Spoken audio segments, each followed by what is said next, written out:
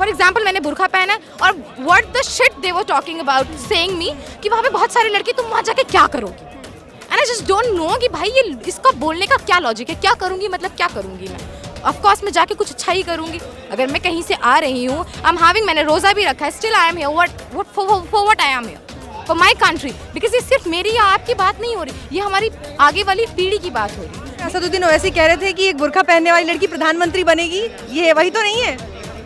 अल्लाह करे ऐसा ही हो। बुर्का पहनने वाली लड़की अगर प्रधानमंत्री बनेगी तो हर किसी को अपना राइट होगा, क्योंकि अगर आप कुर्ता पहन रहे हैं, आपको गॉग्स पहनना है, इट्स योर पर्सनल चॉइस। मुझे नहीं पहनना है, मुझे बुर्का पहनना है, हिजाब रखना, दैट्स माय पर्सनल चॉइस। अब इसमें नेशनलिज्म की आइडेंटिटी या कम्युनिटी की आइडेंटिटी तो की बात तो है नहीं। India is a diverse country. नमस्कार, बहुजन टीवी देख रहे हैं आप और मैं हूं आपके साथ पूजा। इस वक्त हम जंतर मंतर पर मौजूद हैं, जहां से न्यू एजुकेशन पॉलिसी को लेकर तमाम अलग अलग राज्यों के लोग यहां आए हुए हैं और लगातार क्योंकि इसका विरोध किया जाता रहा है और अब एक बार फिर बड़े बुलंद स्वर में लोग यहां से इसका विरोध कर रहे हैं। हमारे साथ कुछ और लोग हैं। एक जो लड़की है हमारे साथ, वो झारखंड से आई हुई हैं और उनकी क्या कुछ राय है, दिल्ली यूनिवर्सिटी में पढ़ रही हैं और उनकी राय जानते हैं कि क्या कुछ वो कहना चाहती है न्यू एजुकेशन पॉलिसी को लेकर और न्यू एजुकेशन पॉलिसी के ज़रिए किस तरीके से जो शिक्षा में परिवर्तन लाने की कोशिश कर रही है सरकार, उसके बारे में। आपका नाम? सुमुल नाज़मीन नाम है मेरा।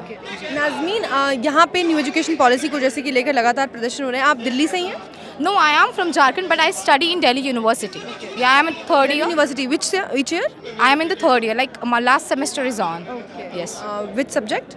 Political science honors. Political science honors. Yes, तो आपको तो बेहतर तरीके से पता Yes, होगा। I do know a lot of things. But like yesterday only, I was studying the theory of revolution, or you can say, which was given by the Karl Marx, or the theory of alienation. So. The basically Karl Marx. Do you speak in Hindi? Yes, of course I can. Then go with this. Yes. Karl Marx साहब ने कहा था कि revolution और we can say क्रांति, fine, कि revolution can bring it solve a lot of things. When we say revolution, अगर हम revolution की बात करते हैं, it's just not simply related to an individual. It's not related to a society. It's not related to a certain, a thought. Basically, is a cosmopolitan thought of peoples, of states, of caste, of religion.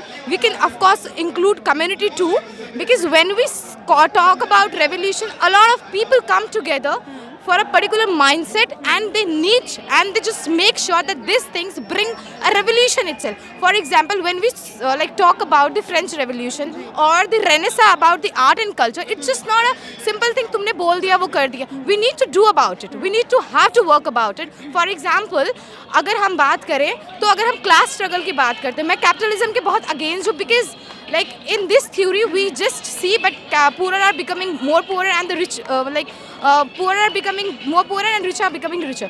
It shows that the class gap is like increasing day by day, and the party and the ruling party of our country, like we say that we live in a democratic country, but I don't know like which democracy we are talking about. We don't have to right to say anything. Like if we say anything from being a particular community or somewhat, like we just go through a particular चीज़ थोप देते हैं, UAPA लगा दिया, तुम protest नहीं कर सकते, तुम ठीक है, तुम अपने पॉइंट ऑफ व्यू नहीं रख सकते. We have right of expression and speech, like we are in a liberal country, बस just they forgeted about it. And the most NEP के बारे में हम बात कर रहे हैं. आपने जितनी भी बातें मुझे बताई, आप जो कह रहे हैं कि ये आंकड़े भी बताते हैं कि बीते कुछ सालों में जो अमीर है वो अमीर तबका वो अमीर हुआ है, जो गरीब तबका है वो और गरीब हुआ है. तो ये जो आंकड़े हैं NEP किस तरीके से इनको प्रभावित करने वाला है? बेसिकली बात ये है कि बहुत सारी यूनिवर्सिटीज़ और कॉलेज ऐसे हैं जो, फॉर एग्जांपल अगर हम DU को लें तो लास्ट इस ईयर से DU में कॉमन इंटरेस्ट चल चुका for all the students. For example all the universities also, for all the like for the whole university. I'm not talking about Jamia, because Jamia में ये चीज़ पहले से ही है. So we just got to understand कि हाँ ठीक है वो प्रोसीजर पहले से करें. But I do think so, because many of the students are like from comes from different states और कम फ्रॉम डिफरेंट कम्युनिटीज और कास्ट. फॉर एग्जाम्पल मेरी भी जो एडमिशन हुई है वो मेरिट बेस्ड पे हुई. सो लाइक काफ़ी सारी चीज़ें ऐसी होती हैं कि many of the students can't give their return the best. Fine, अगर हम एंट्रेंस देते तो they can't clear it because quotas are there. Like when we talk, मैंने भी जामिया में एंट्रेंस दिया था, तो like there are Muslim quotas, उनके पेरेंट्स का कोटाज हो गया, उनके टीचर्स का कोटाज हो गया. So there are many quotas. And what about the rest of the students? They are of the nowhere, ना. when we talk about the students we should include all the students. तो new education policy में madam आप देखें कि काफ़ी सारे बच्चे ऐसे होते हैं for example they go for the UPSCs, they just want their degree to be cleared. Fine. Many of the students are there for their degrees. और थर्ड ईयर की डिग्री चाहिए भाई, हम ग्रेजुएटेड है so we are eligible for the UPSCs. लेकिन अगर जब हम मतलब न्यू एजुकेशन पॉलिसी की बात, for example when we say this the 4-year program of graduation, what does it mean कि तुम एक साल मास्टर्स को दे, what is the value of the masters there? Masters itself is a masters. We can't compare masters with the graduation, we can't compare bachelors to the graduation, because the level of the thinking when we say about the masters and when we say about the graduation is just absurd, because we can't mix both of them. So basically it's just they don't want us to study. Basically the thing is that only, because I always stand with the truth, with the honesty, and I just know that they want कि हम जाहिल गवार रहें. हमें अपने एक और बात कही जाती है न्यू एजुकेशन पॉलिसी को लेकर कि इसके जरिए कहीं ना कहीं जो सांप्रदायिकरण है वो करने की कोशिश की जा रही है और निजीकरण पर लेकर काफ़ी हमले किए जाते हैं. Yes of course. बात अगर हम करें ना, देखें रेशोज डिवाइड हो जाते हैं. अभी फॉर एग्जाम्पल अभी मुझे अंदर नहीं आने जा रही because of what, because of my dressing sense. Many of the protest are going because like we are what you can say, मतलब कुछ बैरियर सेट कर रहे हैं भाई, ये चीज़ इसके लिए है, ये चीज़ इसके लिए है. फॉर इंस्टेंस आपने हिजाब पहना है, आप नहीं जा सकते. फॉर एग्जाम्पल मैंने बुरखा पहना है और what the shit they were talking about saying me कि वहाँ पे बहुत सारी लड़की, तुम वहाँ जाके क्या करोगी? And I just don't know कि भाई ये इसका बोलने का क्या लॉजिक है. क्या करूँगी मतलब क्या करूँगी मैं? ऑफकोर्स मैं जाके कुछ अच्छा ही करूँगी.